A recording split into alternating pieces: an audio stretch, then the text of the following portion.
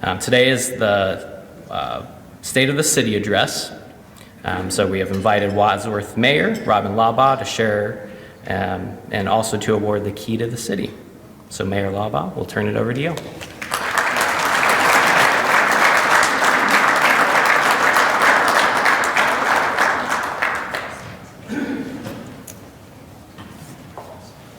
Well, good afternoon, everyone. I'm happy to be here and grateful for the opportunity to provide an update on the exciting initiatives and projects that are happening in the City of Wadsworth. I would want to extend my sincere appreciation to the Chamber and to Janie for hosting this event. Well, government is in the business of delivering essential services, and with each and every city department contributing valuable expertise and unwavering dedication. While their diligent work is often behind the scenes, it forms the backbone of our community's high quality of life. Though time constraints prevent me from highlighting every project or department, I extend my heartfelt gratitude to each and every department for their contributions and to providing these necessary services to each of our residents. Today, I chose to focus on projects, departments, and initiatives that I term more public-facing. These are things that you might see, that you might hear about, or that you might want to take advantage of. So let's get started here. Our major manufacturers continue to grow and expand. These projects that were announced last year or were under construction have now come to fruition. Pictured here is Suprema USA. It's on Quadrille Drive, and they're at the bottom right. This is a 16,000 square foot addition to their USA corporate headquarters, and they also expanded and had additional lab space. It turned out absolutely beautifully. It was close to a $13 million investment, adding new jobs, 10 new jobs, and certainly added to their payroll. On the top right is ECS Tuning, and they're located on Seville Road. This is a 110,000 square foot expansion, and additionally they renovated 10,000 square foot in the front. This was close to a $24 million project, and they are adding 98 new jobs, new permanent jobs to their payroll over the next several years. And then lastly, Celebrate Vitamins, and they're located on the bottom left. They're also on Corporate Parkway, and they already have an existing building, but this is an additional facility right next to their initial building. And this is 15,000 square foot. This was a $2.2 million investment, and they're adding 15 new jobs. We are grateful for their commitment to Wadsworth, and we're certainly excited for their growth. Wadsworth has been enjoying the addition of multiple businesses throughout this past year, each which are all finding their own niche in the community. There has been a lot of excitement, particularly those that are restaurants, as you might have been hearing and enjoying. And I will also mention that Ulta Beauty is slated to open in 2024. Our excellent economic development team, and this is led by, and actually Tom Morris is here, our economic development director, Tom Morris, assisted by Eitan Anderson, continue to utilize the economic development strategic plan as a guide to their efforts. And I just have one of the examples here. Last State of the City, I was excited to announce a facade and lighting grant specifically designed for buildings that were located in what we call the Match District. And these are buildings that are on Main Street, south of the downtown. The building owners in this district eagerly took advantage of this grant and made meaningful improvements throughout the year. And pictured here is Water Main Grill with their beautiful patio addition. Due to the success of this program, City Council has authorized an additional Match District grant, which will be launched later this year. I'm going to be spotlighting a few of our departments, which, as I mentioned, I consider public-facing, those that have direct dealings with the public. First of which is the Suprema Senior Center. And all I can say is what a gem. This is an amazing department, and it's an absolute wonderful addition to the city. At one point early in my career, I just assumed that every community had their own senior center, and that is certainly not the case. But I did know that we did have something very special. It isn't what would many be commonly think of or visualize as a senior center. It defies the typical image by providing a fun and happening atmosphere, including a cafe and offering vibrant programming and events. It's led by our mighty director, Lori Wilkinson, and her team, including a host of volunteers. And I just wanted to give you a few statistics.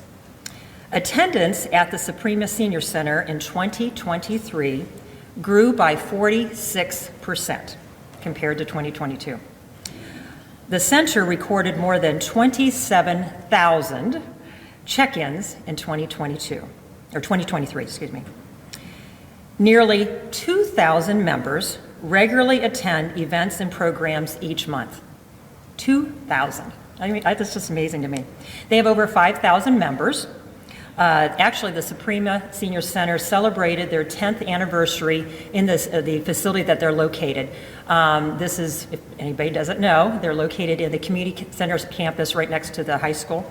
So it's a happening place. They also have this cafe that is run by the Medina County Office of Older Adults, and it's available to anybody, so you don't need to be a senior. And by the way, to qualify as a senior, if you did want to come as a senior, you only need to be 55, okay? Recently, I know, it's a happening place. Recently, they installed, and I'm really excited about this, it's called a hearing loop. And basically, this is technology that they have implemented in the cafe as well as the activity room. And this new technology works with most hearing aids on the market, and it makes it easier for listeners to hear the center's sound system. So I think that's wonderful. I did want to mention one other thing, and this, I thought of it with the senior center, but actually anybody can use this, and this is MC Flex. This is a new transportation service that's offered through Medina County Transit. And it's similar to like an Uber or Lyft. It is operated during specific daytime hours, but for $1.50 you can have transportation within the Wadsworth area. And so it's one of those things where, and they use an app, and I could go on and on about it, but it's a really neat thing. It actually was piloted in Wadsworth and was very successful here, and so now it's being used in Medina and now into Brunswick. But just, next time you need if let's say you're getting your car serviced in Wadsworth and you need a ride home, consider using MC Flex. Next department I wanted to mention a little bit is something that we're all familiar with, and that's WCTV. WCTV, of course, is Wadsworth Community Television, and it's led by our own Joanna Perino, who I know that many of you know. It is a PEG access television studio. And they operate 4 channels. So PEG means P is for public, E for education, G for government, and then they also have a community announcement station. Programming is also available on demand at watchwctv.com and also on their YouTube channel. So volunteers from volunteer producers as well as the WCTV staff, they produced approximately 1,800 local programs annually. And I will tell you that is absolutely unheard of. Particularly for a community our size, it just doesn't happen. And so they are a busy department, but also they are providing a tremendous service for our community, and obviously our community really enjoys it because they use it so much. They actually had a pretty neat thing happen, and they celebrated their 40th anniversary this past year. And one of the big projects is for them to continue digitizing the DVD library of programs from the archives and maintaining a searchable database for programs, topics, guests, and so forth. So for example, if you want to watch one of those old History on Film programs, or if you want to watch a special football game that you really liked, or a choir concert, you'll be able to search and get those. Lastly, I wanted to talk a little bit about our police department. Wadsworth is certainly fortunate to have dedicated and professional law enforcement officers.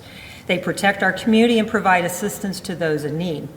They are very visible throughout the year at various events, including National Night Out, Safety Forces, First Friday, and Cops with Kids, and plenty of others. You see them very, very often throughout the year.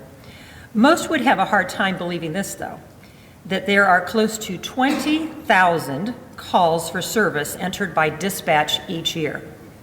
And of that, almost 80% were for the police department.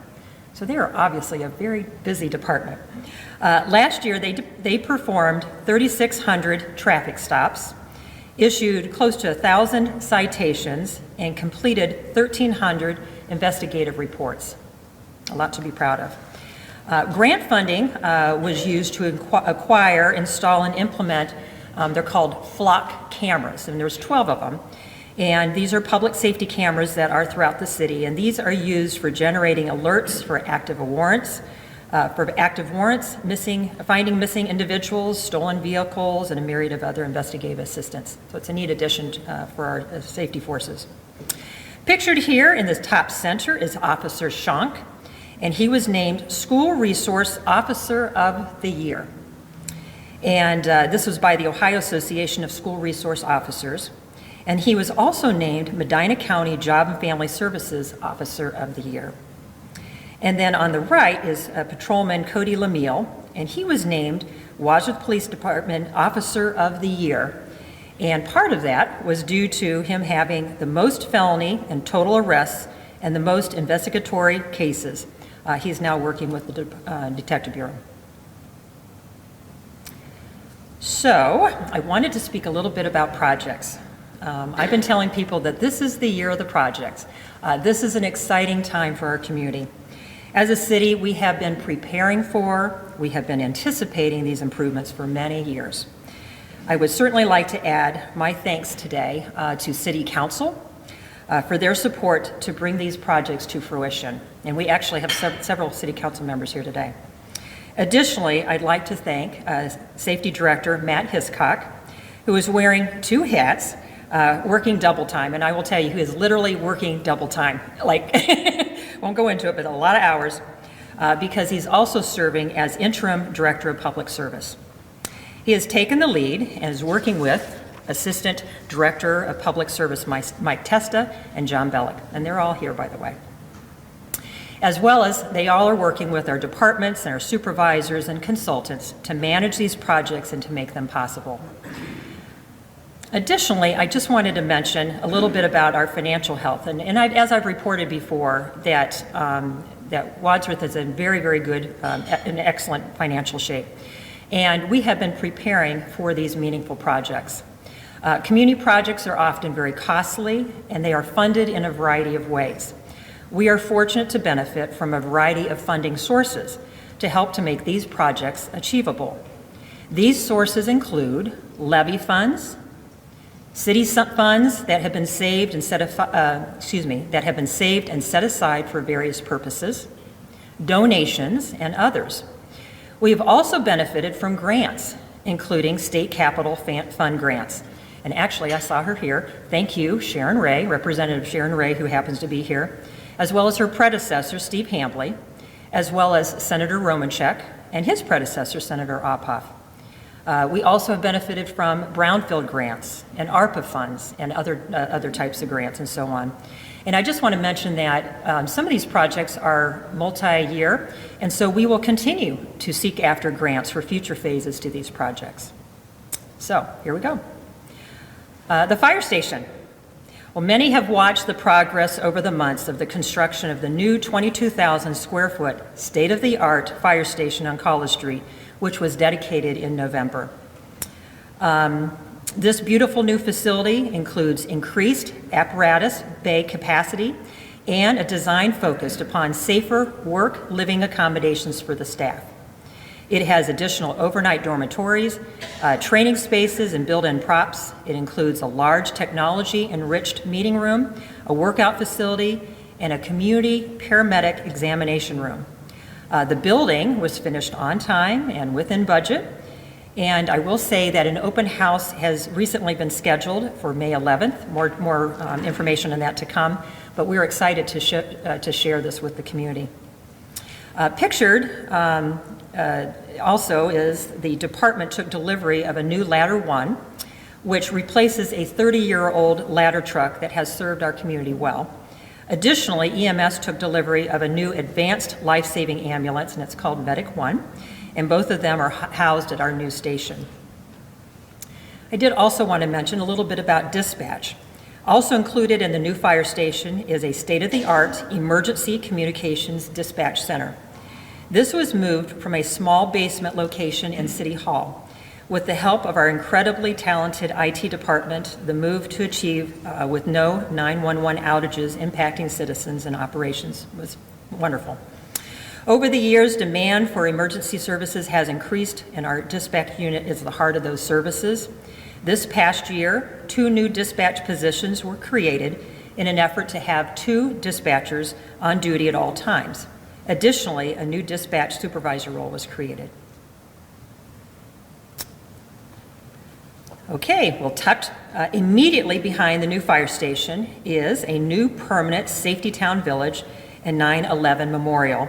It has been constructed and is scheduled for completion. It's been constructed, but we still got some ways to go. It's going to be completed this spring. It includes a piece of the World Trade Center steel from the FDNY. And all I'm going to say is Director Hiscock has never-ending connections and was somehow able to snag that, so we're appreciative of that. Individuals and businesses have the opportunity to sponsor miniature buildings and purchase engraved pavers. Additionally, the Rotary Club of Wadsworth is the primary sponsor for this village, and we are so very appreciative of their and the overall community support. A ribbon cutting will be held late spring or early summer for this. Okay, this is a fun one. If you follow city council meetings, you may have already been aware, but for those who don't, I'm excited to share with you an exciting upgrade to one of our existing services. As you know, CityLink provides cable TV, internet, and phone services. Today, CityLink has more than 6,000 individual customers among those services. We have recently completed the design for an all-fiber network. Construction of this updated fiber-to-the-home network began just weeks ago. This ambitious project will provide a fiber optic connection to every residential address and to every commercial business within the city of Wadsworth. Construction has begun in the aerials first, and of course this is due to the winter season. Underground construction will begin in late spring as the ground thaws. We have over 100 miles of fiber that will be installed during this project. And the first aerial fiber placed includes areas that are north of College Street. I'm saying this really slow. North of College Street, east of West Street, west of High Street, and south of Route 76. So you're all trying to think where that is, but customer installations will begin in May of this year. We're estimating May of this year. All existing CityLink customers will be converted to fiber when ready in your neighborhood. And we certainly are excited and hope that all of our residents and businesses will take advantage of this opportunity. Options, of course, will include speeds faster than 1G, and we are anticipating that construction will occur through the summer of 2026, and so that's a 2.5-year build. So remember I said that we have 100 miles to cover, and so we've got a little bit of ways to do this. But an exciting thing. Parks and Trail Master Plan update. After an involved process, including heavy input from park users as well as special interest groups and the general public, the Park and Trail Master Plan was completed and presented to the community last March. The purpose was to ensure that we are moving forward with improvements that will fit into the vision and needs of the community for the next generation. And the hope is to make improvements to all of our parks over the next 10 years, and this will be our guide to do so. A couple of these park projects were announced last year at the State of the City, but the first phases now are becoming a reality. So I wanted to share those with you. The first is the Durling and Memorial tennis and pickleball courts. One of the needs that became quite apparent through the master plan process was the need for improved courts, and in particular the inclusion of pickleball courts. Both Durling, and this is Durling pictured here, and Memorial Parks have existing tennis courts. And in the general area of where their tennis courts are located, this is where they're going to be happening. So Durling will have 2 new tennis courts, 4 pickleball courts, and a half basketball court in that general area, and it's pictured here. And then Memorial, and this is a little bit tough to see, but basically in the bottom right, there's those red areas, and basically that's where you're entering off of Grandview. Memorial will have 2 new tennis courts and 2 pickleball courts. All of these courts are scheduled to be constructed this spring, with the completion anticipated by late summer. Later phases of park improvements will occur in the coming years, and that will include additional features. The next is Memorial Destination Playground. The community-built Kaleidoscope Playground has served us well for almost 29 years. With guidance provided by a group of heavy playground users, the new Destination Playground to replace Kaleidoscope was designed. It has defined areas for those of varying age groups and includes features accessible to those with disabilities. Additionally, right next to it will be added a splash pad, a small pavilion and restroom. Parking improvements will also come as well. These features are all in the general area of where Kaleidoscope is presently and is just basically south of where that new Safety Town Village is. So this whole area is truly going to become a destination. The next is a downtown pocket park. A new downtown pocket park will be constructed in the empty lot on the west side of Main Street between the Polito Consulting and the No. 1 Chinese, and there's a hair salon. There's an empty lot there. And the city has been fortunate to benefit from a state capital appropriation grant for this improvement. And I will say this is just a very, very preliminary design. We're actually in design right now to have more updated and more involved plans. The park will include beautification features and casual seating in the area closest to the sidewalk, and the sloped area will be improved for seating on grass. A small stage to host concerts and other events will be constructed at the westernmost area of the lot. Those using the stage will be able to face towards the sloped seating area or the opposite direction towards the parking lot, and that's to accommodate a variety of event needs and a variety of uses. It's hoped to have this park available for use this fall. And then lastly, the project I wanted to discuss was the new Brickyard property and athletic complex. And I'll just say that this is a project that I'll be talking about for years to come, because this is one of those multi-year phased-in projects.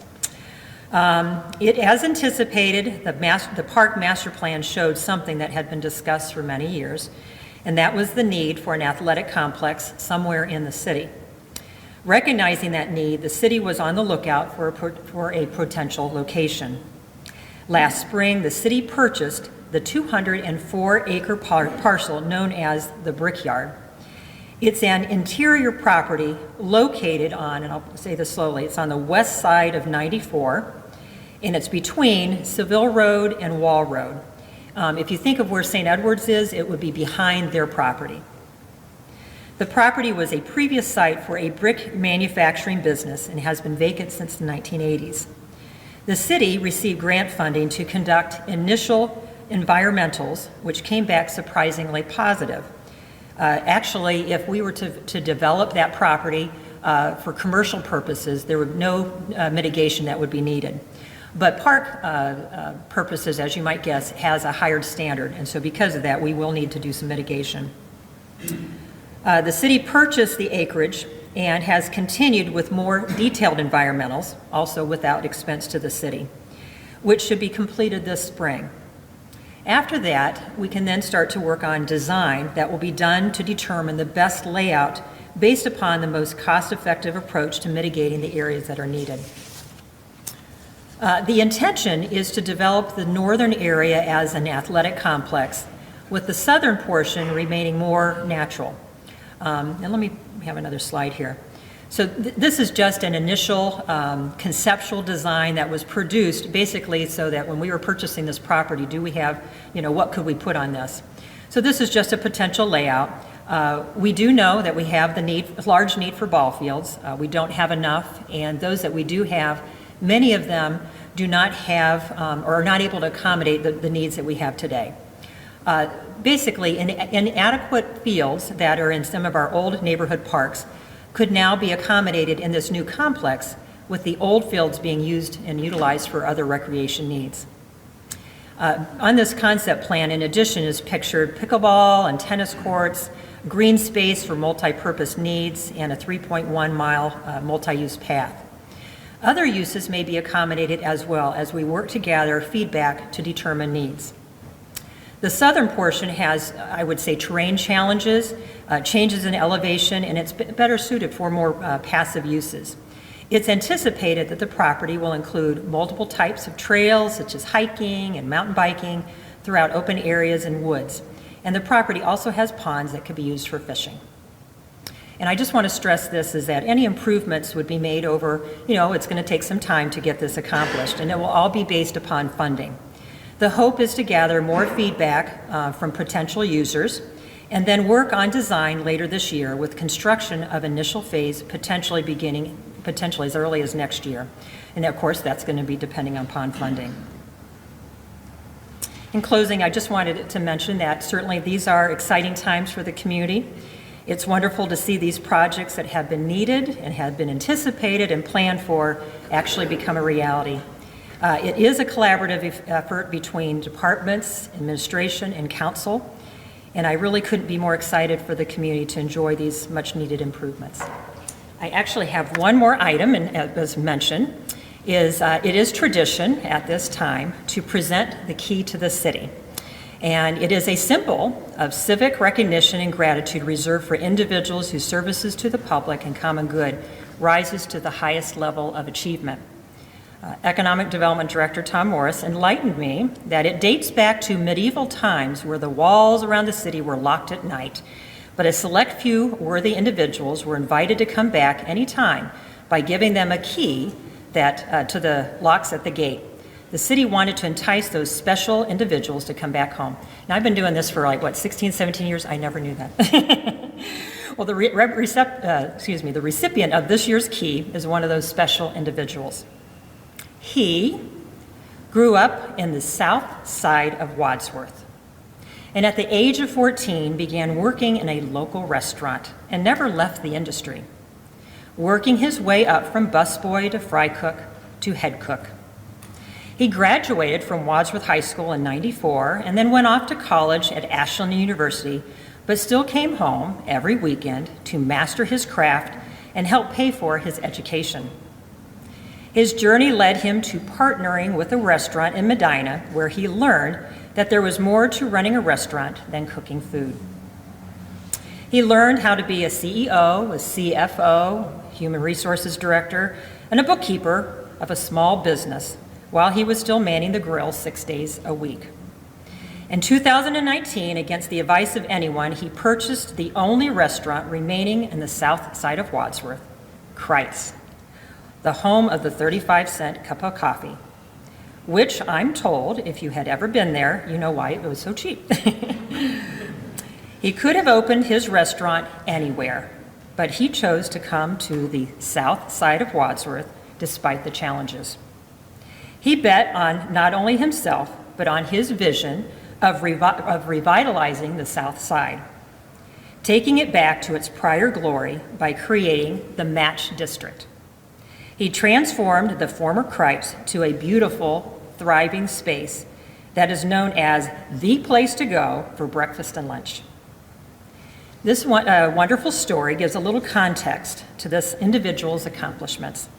But what truly makes this special is this individual's contributions to the community. First, and I've already kind of mentioned it a little bit, but he is a true advocate of the south side of the community, particularly the business district. He created the term Match District, which I think is incredibly appropriate for this area. Not only has he worked tirelessly to improve his own space, but he has organized and mentored others in the area to do the same. Businesses and building owners are taking pride in their space and making improvements and collaborating with the city for additional improvements in this area. He's also a generous soul. He uses his skills and means to benefit others. There is not a nonprofit, a school, a sport, or a worthy cause that has not benefited from his generosity. By now, I'm sure many have figured out who I'm speaking about, but many are not aware of his additional contributions to the community, and I'm just going to mention one. Over the past decade, he has served as president of the Blue Tip Festival. This is no small feat, and I would say it's certainly a labor of love. Through this individual's leadership with a small group of hardy volunteers, they have not only donated over $300,000 back to this community, but they have created a uniquely Wadsworth experience which you cannot put a price tag on. With this in mind, this is why the walls of the City of Wadsworth are safe with this person having the key to the gate, and we all benefit from him coming home. The 2024 Key to the City recipient is, and should we all say it at one time? Mike Levitt, wherever you are.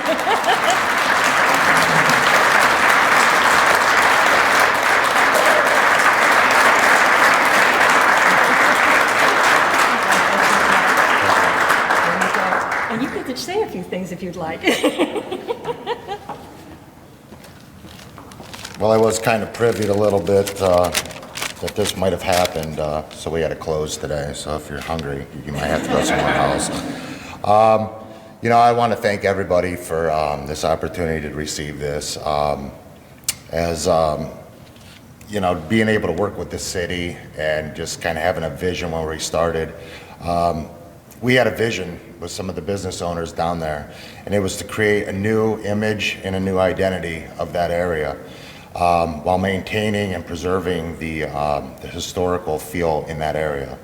A place to enjoy food, drink, and entertainment. To feel safe at all times of the day. To enjoy a walk, a jog, or a bike ride. To create outdoor seating, evening for the different businesses that were there. We were determined to create a district, and that's where the match district kind of came from. So the journey began about 1.5 years ago, where we organized a meeting at my restaurant. There was some business owners that came from down there, some property owners, council member, and the economic department had showed up. And it was interesting to kind of get all those people together, because we have, some of the people that own businesses and stuff, we're all a little bit of a different walk of life a little bit sometimes. But nevertheless, we were able to discuss some of our challenges and some of the that we were facing as businesses, and also potential opportunities that we felt moving forward we could achieve. Within a year, about a year and a half of meeting, change began. We had new sidewalks that were resurfaced. I don't know if you've been down there, but there was many sidewalks that were covered with steel plates that were for coal chutes from the 1900s. Those were done. Signage for parking was done. New and brighter street lights were put in for the safety. Pam Douglas and her crew, she showed up and put up some flowers. Real funny story real quick.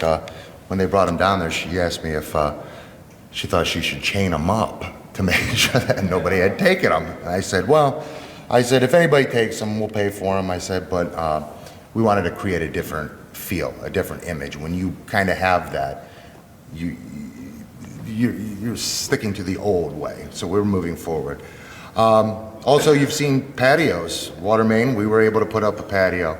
The KC Sports Bar across the street are working on that, on theirs. The Retro Bar, right by the tracks, has done that.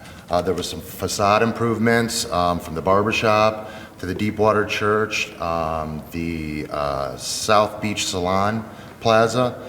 And we were also able to participate in the snow removal program that they had for the businesses on the square.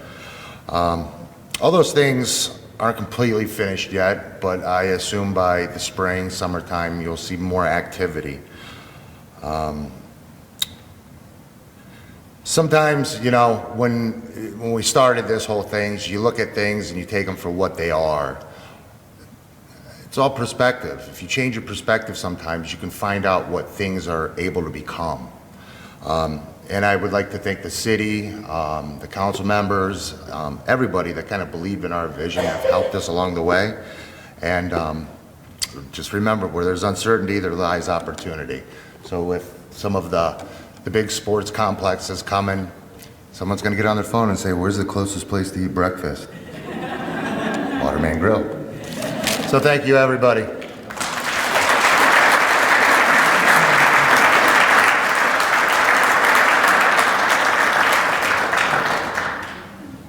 Well, thank you, Mayor, for coming. It's always great to hear about our city and all the wonderful things that we're doing and the future that we have ahead of us.